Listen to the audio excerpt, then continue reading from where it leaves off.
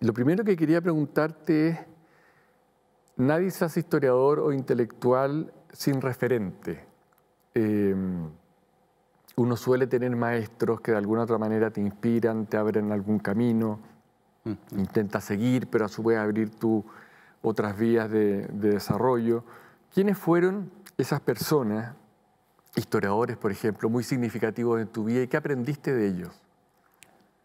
O tal vez de dos historiadores, uno que falleció hace muchos años, que era Denis Richet, un historiador francés del 16, que era director de etudes en la École de Hautes Études en Ciencias Sociales, había seguido su seminario, lo conocía bien, y también lo había encontrado cuando era maître assistant en la Sorbona, la antigua Sorbona. Y de él había aprendido la necesidad cartesiana de una estructura, de una demostración que se organiza a partir de una serie de temas, rúbricas, elementos. El otro era Daniel Roche, que falleció hace poco, el año pasado, que yo conocía desde la École Normale Supérieure de Saint-Cloud, historiador de las luces, de la ilustración, que practicaba una sociología histórica de la cultura, y con él había trabajado más. Mis primeros trabajos fueron en relación con su propio trabajo sobre las academias de provincia en la Francia del siglo XVIII. Y también era un aprendizaje de los métodos, de la manera a través de las cuales los historiadores se pueden apropiar las fuentes para producir un discurso científico con o sin, ¿cómo se dice? Bueno, un discurso científico. Pero entonces, si son los dos, nunca he entretenido una relación fuerte, salvo de estos dos casos. Finalmente son más maestros de papel, de los libros, y en este caso, evidentemente, la tradición de los anales, Febvre, Bloch y Le Goff, por ejemplo. Pero entonces sí, dos profesores que me han aprendido el método, la manera de construir un argumento desde los archivos hasta la forma impresa o la forma oral del curso, y una tradición historiográfica acumulada que comparto con muchos historiadores franceses de mi generación o de generaciones posteriores. Eso parece haber sido entonces un aprendizaje un poco de método, pero quiero ir a los temas. Tú has trabajado consistentemente sobre historia del libro, historia de la lectura, las prácticas de lo escrito. ¿Cómo llegaste a ese campo de especialización? ¿Cuál fue el camino que te llevó a eso que ha sido como la pasión de tu vida? Sí, porque puede empezar con esta referencia a Daniel Roche. Era el tiempo de la sociología cultural y la idea que si se aplicaba a los métodos cuantitativos, estadísticos, a los hechos o producciones culturales, podíamos construir un saber menos impresionista.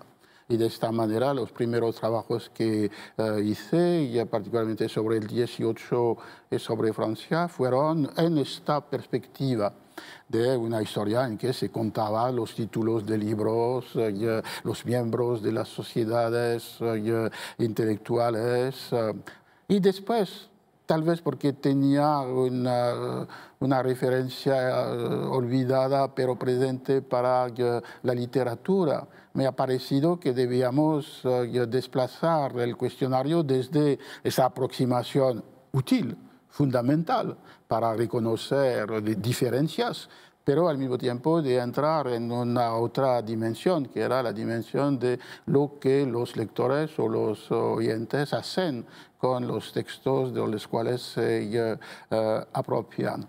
Había comenzado esto con la literatura popular, con o sin comillas, la palabra que buscaba, y después, tal vez por una cierta familiaridad con la crítica literaria española y las lecturas de los autores del siglo de oro, no solamente Cervantes, también reforzado a partir del momento en que había trabajado en los Estados Unidos con la referencia a los estudios de la New Historicism, del estudio tanto material como textual, discursivo de Shakespeare, de abrir un otro espacio de reflexión que no era tanto cuantitativo, pero que se focalizaba sobre los procederes de apropiación de los textos, de la construcción del sentido. Y si se plantea esta pregunta, que puede conducir a una historia de la lectura, se debe considerar lo que se apropia el lector. Y lo que se apropia el lector no es solamente un discurso que pertenece a un género, a una tradición, a una herencia, sino que es también una forma material de inscripción de este discurso. Y puede ser evidentemente el libro y todas las otras formas de producción manuscritas o impresas, o puede ser la representación teatral, puede ser la lectura en voz alta. Entonces es un poco esta trayectoria desde la sociología cultural histórica, de la tradición de los anales de los años 60, 70, 80, hacia una dimensión en la cual la textualidad, las formas de inscripción de los discursos y las prácticas de la recepción, de la interpretación, de la apropiación, son las herramientas fundamentales que se pueden aplicar, como decía, tanto a lo que llamamos de literatura popular, los libros vendidos por buhoneros o vendedores ambulantes en la Francia del antiguo régimen, hasta análisis de fragmentos de texto de Cervantes o de Shakespeare. Ahora en tu trabajo hay otra constante que es lo interdisciplinario. Tengo en mente, por ejemplo, el libro El sociólogo y el historiador con Pierre Bourdieu. He leído varios textos tuyos donde hace referencia a Michel de Certeau, a Michel Foucault, a Norbert Elias. O sea, digo, autores difíciles de clasificar. ¿Qué has encontrado en ese diálogo? ¿Cómo ha nutrido tu trabajo? El diálogo más explícito, efectivamente, es con la sociología. Tú has citado a Pierre Bourdieu, Norbert Elias, a pesar de por qué era sociólogo, que podía presentar esta visión de multiseculares de las transformaciones de las conductas, comportamientos y economía psíquica. Pero entonces, con la sociología había una presencia, un diálogo más o menos permanente desde el momento en que encontré a Bourdieu en l'École des Hautes Études en Sciences Sociales. Las otras disciplinas que me parecen que han desempeñado un papel son las varias formas de crítica literaria. Y no necesariamente la francesa, que fue dominada por mucho tiempo por una aproximación estructuralista, semiótica, que no se preocupa mucho de la pluralidad de los sentidos de la obra y que no se preocupa tampoco de la forma material de su inscripción. Pero las otras tradiciones, las tradiciones, como decía, de la filología española, la tradición de los estudios vinculado con lo que se debe hacer cuando tú decides de editar una obra de Shakespeare. Me habían abierto un horizonte que se amplió también con el diálogo con la paleografía o la codicología cuando fueron transformados por los colegas italianos, Petrucci, Cavallo, en una historia de la cultura escrita en todas sus producciones y en todas sus prácticas, y lo que permitía de ubicar los textos impresos de la crítica literaria o los archivos de la historia social o económica dentro del marco de una historia global de la cultura escrita y que permitía algunas veces de superar las divisiones entre textos ordinarios y obras canónicas, o bien entre las prácticas de la escritura manuscrita y la publicación impresa. Y ahora, entonces es una otra forma de relación, de diálogo, de incorporación de este saber que no necesariamente llegaba desde la tradición francesa, en la cual estas disciplinas eruditas se quedan eruditas, pero no al servicio, como en el caso de Armando Petrucci, por ejemplo, de una comprensión social, cultural, política de los usos de lo escrito.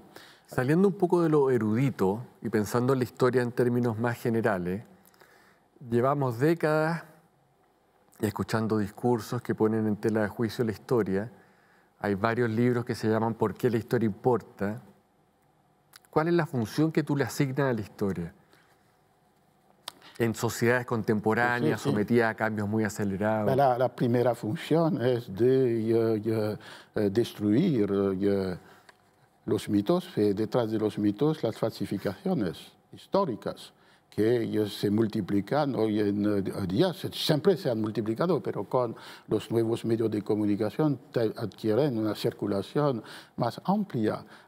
De esta manera, la historia, para mí, aquí siguiendo al ejemplo majestuoso de Carlo Ginzburg, es una disciplina que produce un saber controlado, no controlado por las instituciones como en las dictaduras, sino controlado por las operaciones científicas de la historia, que son la construcción del problema, la decisión en cuanto a los documentos que permiten de acercarse de este problema y los criterios de prueba que son sometidos a una comunidad de saber. De esta manera, la dimensión de la historia como capaz de producir una verdad sobre elementos del pasado me parece absolutamente fundamental. De esta manera, si se define así la historia, desempeñaba y desempeña un papel particularmente importante en el pasado para la destrucción de los mitos historiográficos y en el presente contra la invasión de los medios modernos de comunicación por las falsificaciones históricas. Entonces hay una responsabilidad científica que se transforma en una responsabilidad ética y cívica. Y si se admite que la deliberación democrática debe construirse a partir de una información que da placer o no, que confirma o no. Quería llevarte al tema de la historia cultural, porque a fines de los 80 tú fuiste definido como uno de los nombres emblemáticos de la historia cultural y tú mismo publicaste a fines de los 80 un libro que se llama Historia Cultural.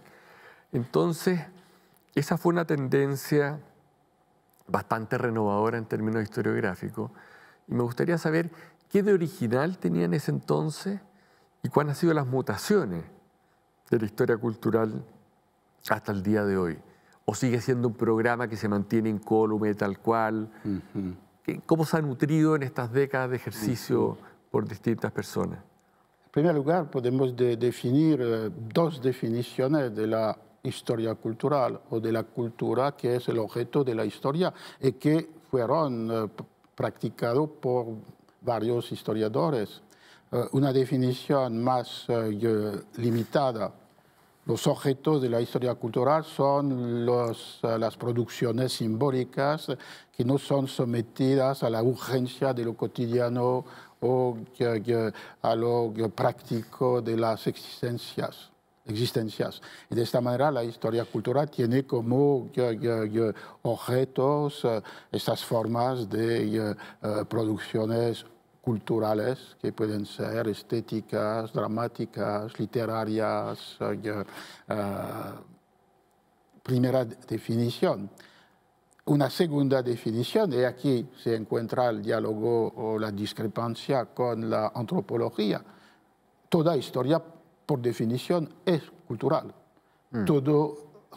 Cualquier comportamiento, cualquier aparentemente realidad objetiva, un precio, por ejemplo, de una mercancía, son producto de culturales porque son producidos por representaciones, prácticas, ritos, mitos que ellos construyen. Era la definición de la sociológica, de la antropología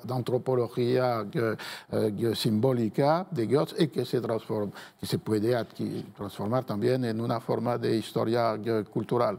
Alors, el diálogo entre una definición restringida de objetos particulares que permiten diferenciar la historia cultural de la historia económica, de la historia social, de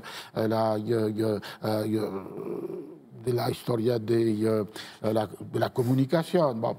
Y una definición amplia que considera finalmente que toda realidad es el producto de afrontamientos, de discusiones, conflictos de naturaleza cultural, me parece un punto de partida que puede conducir a la situación del presente, en la cual hemos visto historiadores que seguían este segundo camino y particularmente grandes historiadores como Robert Danton o como Natalie Zemon Davis, con una referencia para el primero a la antropología simbólica de Clifford Geertz, para la segunda más a la obra de Victor Turner, pero un enfoque sobre ritos, sobre prácticas colectivas y una dimensión de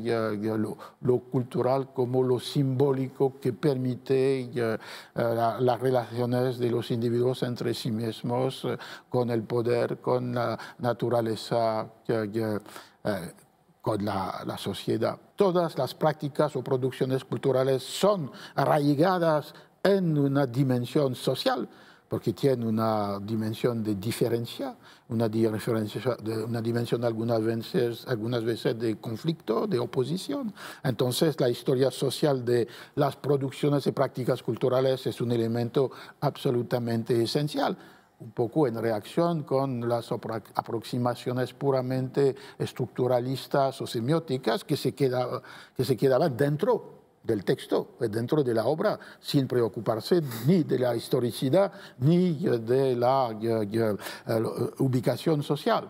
Y la historia cultural de lo social era simplemente de recordar que también las diferencias sociales, también las prácticas económicas o demográficas tienen una dimensión cultural, porque son el producto de representación individual, colectiva, que hacen que los individuos acordan una importancia a la plata y al oro, o bien modifican sus comportamientos demográficos, o bien piensan su posición en la sociedad a través de las representaciones colectivas. Digo, así como uno puede tener maestros, precursores o gente que lo inspira, también uno tiene compañeros de ruta. Estoy pensando en la gente con la cual se debate, se polemiza. ¿Cuáles han sido esos personajes en tu vida? ¿Qué ha estado en juego? Efectivamente, los historiadores que han trabajado sobre una forma u otra de la cultura escrita fueron más directamente compañeros de camino. Pero en este caso, evidentemente, Robert Danton y sus trabajos sobre la edición, el libro prohibido, las ediciones piratas, las orígenes de la Revolución Francesa. Eso te iba a decir, también habían diferencias respecto a cómo interpretaban la Revolución Francesa. Sí, pero aquí es un otro momento, un otro campo de trabajo. Cuando había publicado este libro sobre los orígenes culturales de la Revolución Francesa, la diferencia es la siguiente. Para Danton, hasta recientemente, cuando ha descubierto finalmente que la circulación de los libros publicados fuera de Francia no era necesariamente la circulación de libros prohibidos o revolucionarios o subversivos, pero que eran, como hoy en día, ediciones piratas, y que yo utilizaba un libro que tenía un privilegio en Francia, consecuentemente muy ortodoxo, y que publicaban sin pagar a nadie, y de esta manera de introducir en Francia estos libros piratas, lo que se llama contrefaçon en la lengua del 18. Pero esta corrección establecida, Robert Danton, en su último libro, El humor revolucionario, ha definido, ha mantenido esta idea que la multiplicación de los escritos subversivos que atacaban la monarquía, la administración, la corte, los nobles, la reina y finalmente el rey, habían construido progresivamente un humor revolucionario. Y de esta manera vincula directamente la ruptura de 1789 con esta acumulación de discursos. Durante mucho tiempo, fundamentalmente los discursos impresos que circulaban en Francia y que eran todos estos panfletos, libelos, textos pornográficos políticos, crónicas escandalosas. Más recientemente, particularmente en este libro, la dimensión también de discurso de la oralidad, las canciones, los rumores. Pero hay una idea de una acumulación de discursos de ruptura o de crítica, como conduciendo a 1789. Y yo pensaba con mi amiga Arlette Farge que tal vez las discontinuidades no nacen todas de la incorporación de un discurso. Pueden ser más inmediatas reacciones de miedo, de irritación, de desprecio, que se actúan en una situación particular y que no debíamos, historiadores que trabajan con los textos y particularmente escritos, inclusive cuando se trata de discursos orales, pero son discursos orales porque han dejado una huella escrita. Entonces, de no olvidar que algunas veces hay mecanismos psíquicos, psicológicos de ruptura que no necesariamente se refieren a un discurso incorporado como base de la reacción. Y de considerar que había momentos en el siglo XVIII en que se creaba una forma de cultura inmediata de la distancia tomada vis-à-vis de las autoridades. Bueno, era más o menos la diferencia, la importancia decisiva o no de la acumulación de los discursos como condición de la revolución. Y opuesto a esto, una atención a las rupturas existenciales vividas en situaciones de malestar, de desconfianza, de pérdida, lo que podían acompañar el proceso de descristianización y el proceso de distancia tomada en relación con la sacralidad del monarca. Si uno piensa en tu obra, en todos los libros que has publicado y están ampliamente traducidos al castellano, en general lo que predomina es el ensayo. No son arquitecturas masivas, obras sistemáticas. Son más bien invitaciones a conversar, que no intentan clausurar, digamos, con afirmaciones contundentes. Entonces quería preguntarte, ¿qué valor le asignas al ensayo? Al ensayo en general y al ensayo particularmente en el campo historiográfico. Aquí corresponde tal vez a la idea de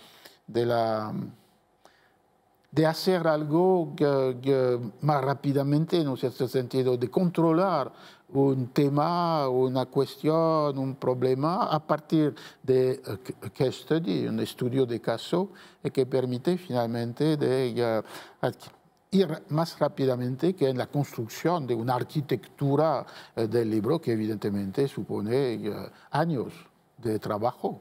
Tal vez sería un poco esta idea, también la idea que para mí la diversidad de los temas es más atractiva que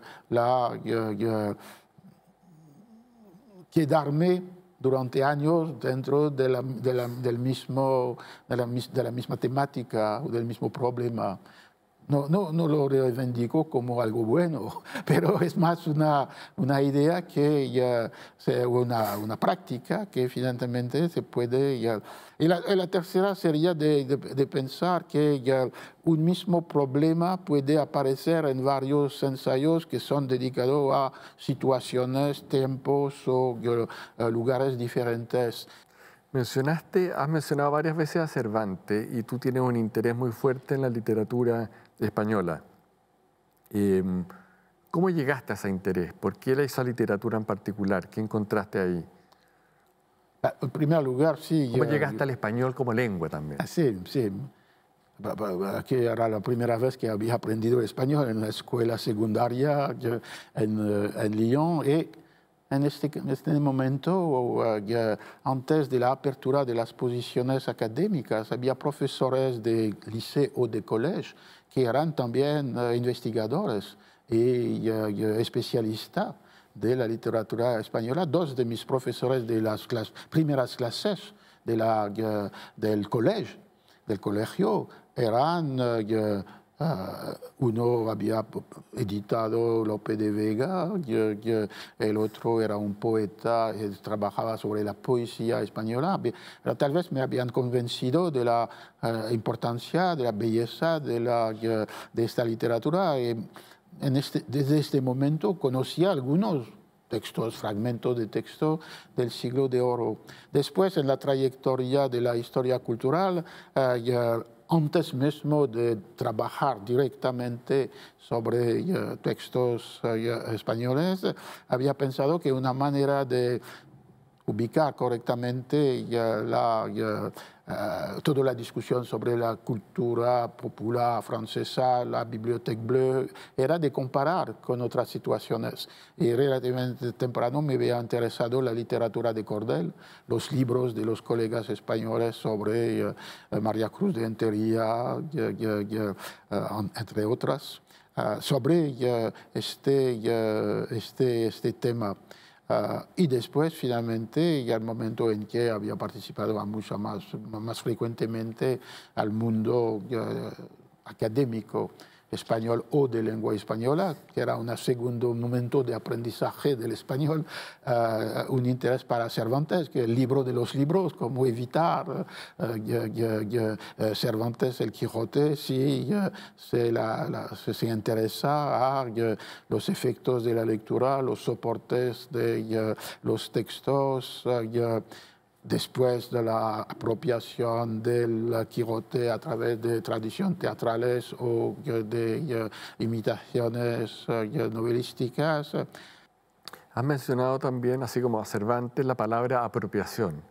Y se me viene a la cabeza un libro que se llama El pequeño Chartier ilustrado, publicado acá en Chile por la Universidad de Valdivia, y donde hablas del concepto de apropiación y parece ser muy central en tu obra.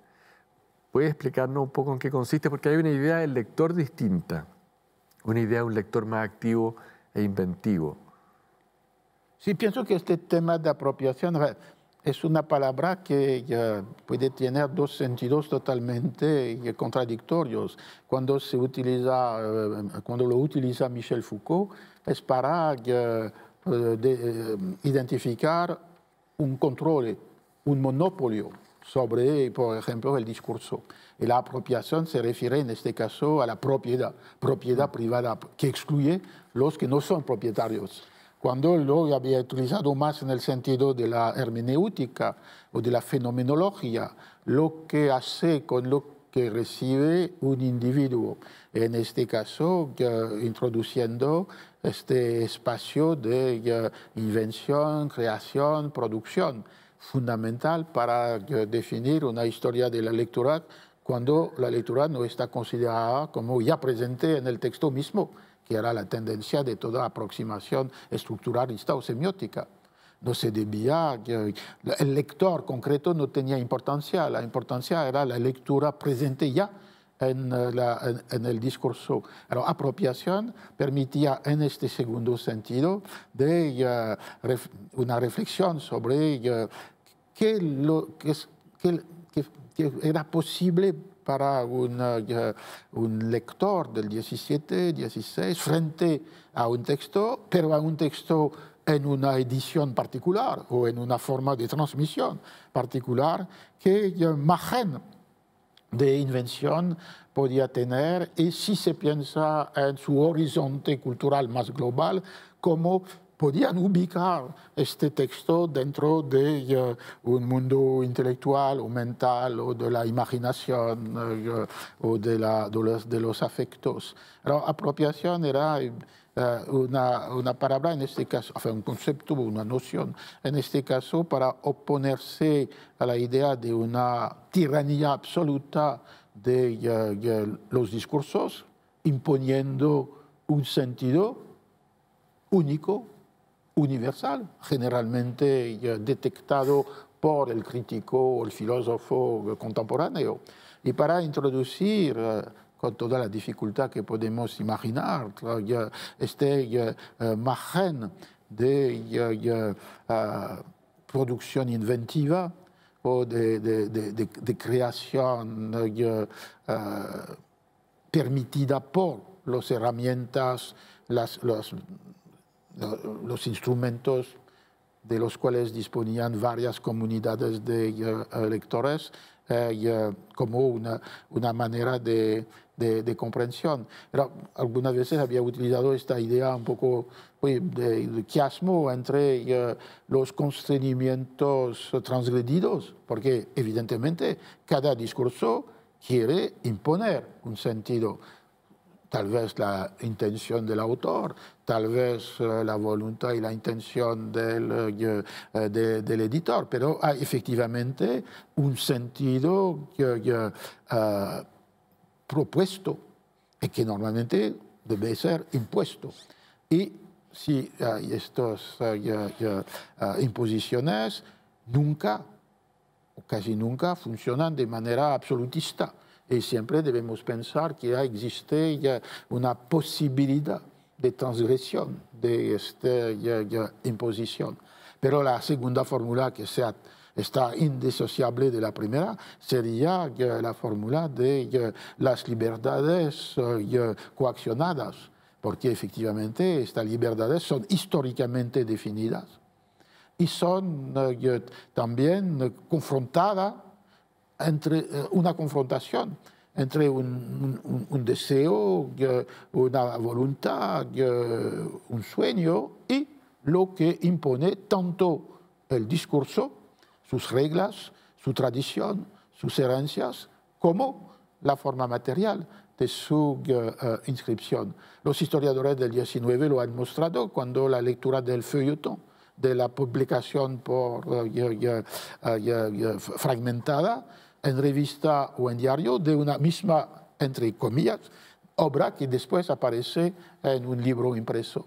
Evidentemente, todo está modificado por el ritmo de la lectura, la imposición de las secuencias del texto que son publicadas cada mes o cada 15 días o cada semana, y el constreñimiento impuesto no solamente sobre el autor, que debe respetar la periodicidad y el lugar en el periódico donde su fragmento de novela va a estar publicado, y también el lector, que debe esperar y que introduce en su lectura una variable que desaparece totalmente cuando puede hojear el libro, y que es la espera de lo que va a seguir. Es un ejemplo entre muchos otros, pero de la relación entre lo que impone al lector y la lectura, la discursividad, el discurso siempre,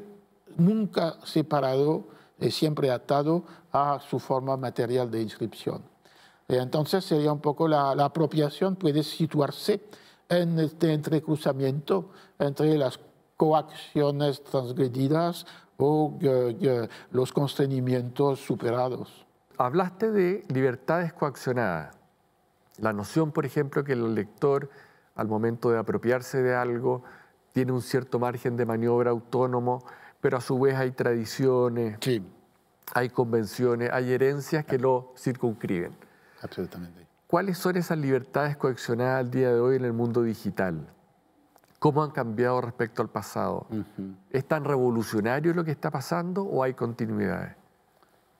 El marco general de la respuesta podría ser de, efectivamente, hacer hincapié en para mí, una forma de discontinuidad radical, porque es la primera vez en la historia de la humanidad y de los soportes de lo escrito que existe una separación entre el soporte que puede, como sabemos, recibir o producir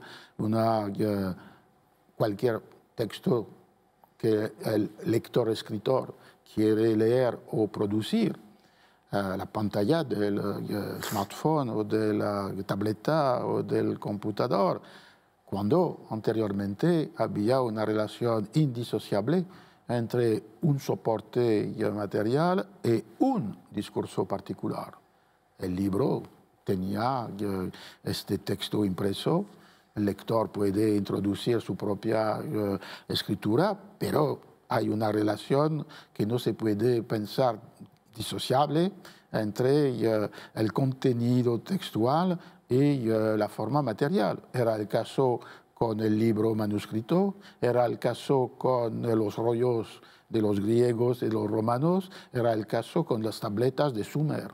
Y entonces aquí es una primera diferencia absoluta que permite una segunda, que es el mismo soporte, el soporte de lectura y de escritura. Y como sabes, en inglés se ha inventado la palabra de readers, to write, to read, como dos capacidades absolutamente interrelacionadas, que sería la experiencia, me parece, de las redes sociales. Se lee para escribir, se escribe para leer, y hay como una sincronía de las dos prácticas. Anteriormente, los objetos destinados a ser leídos y los objetos que eran los soportes de la escritura manuscrita era diferenciado.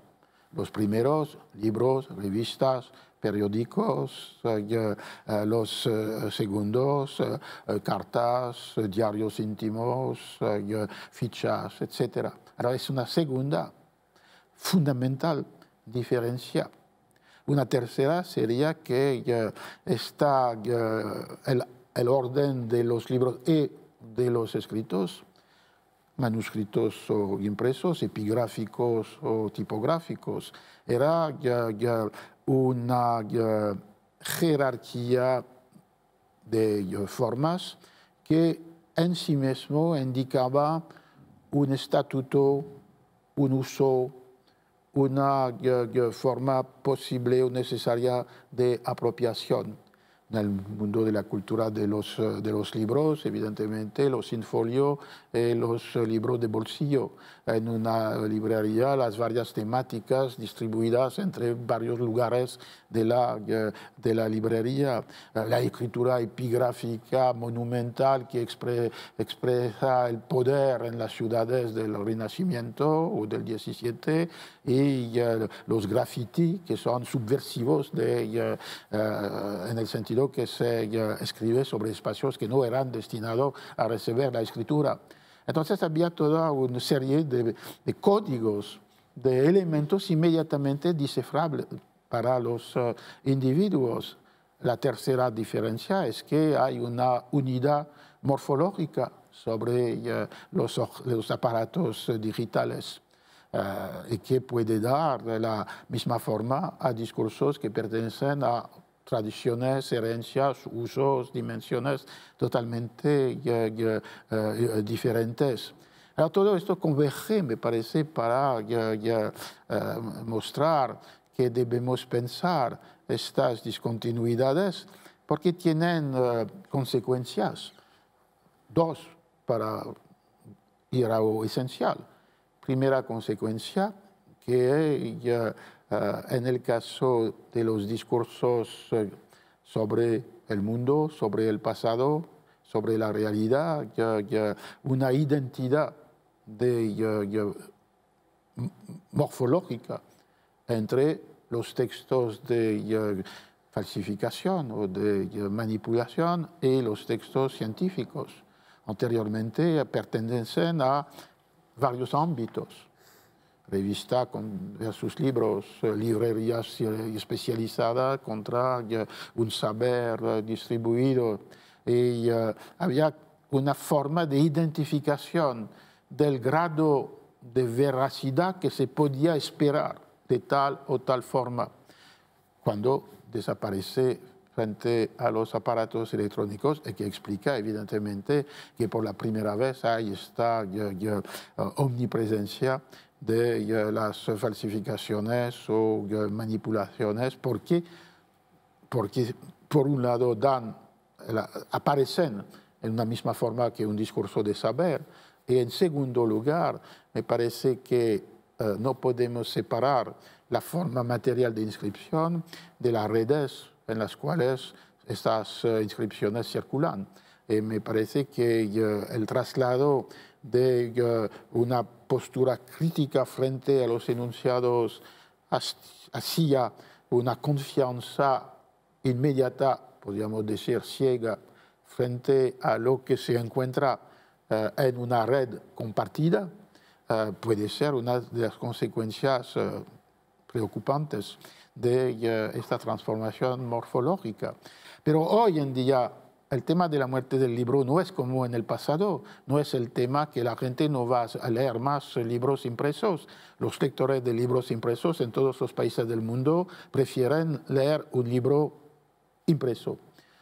Los lectores de libros prefieren leer un libro impreso por la razón inmediata que el libro impreso en su materialidad inmediatamente ubica la parte, el capítulo, la sentencia, el parágrafo, y de esta manera sí se respeta el libro como arquitectura del discurso, la forma material permite este desciframiento que desaparece totalmente frente a la fragmentación digital del libro que crea una serie de fragmentos o de unidades textuales separadas de la totalidad de la arquitectura y que adquieren una forma de autonomía. Y de ahí, reforzado por las prácticas en la enseñanza, reforzada por la omnipresencia del texto digital, una manera de alejarse del libro como un género discursivo particular. El libro como una arquitectura en la cual cada elemento, como en una catedral gótica, cada elemento desempeña un papel para la comprensión de la totalidad. Y esto es el desafío del tiempo presente.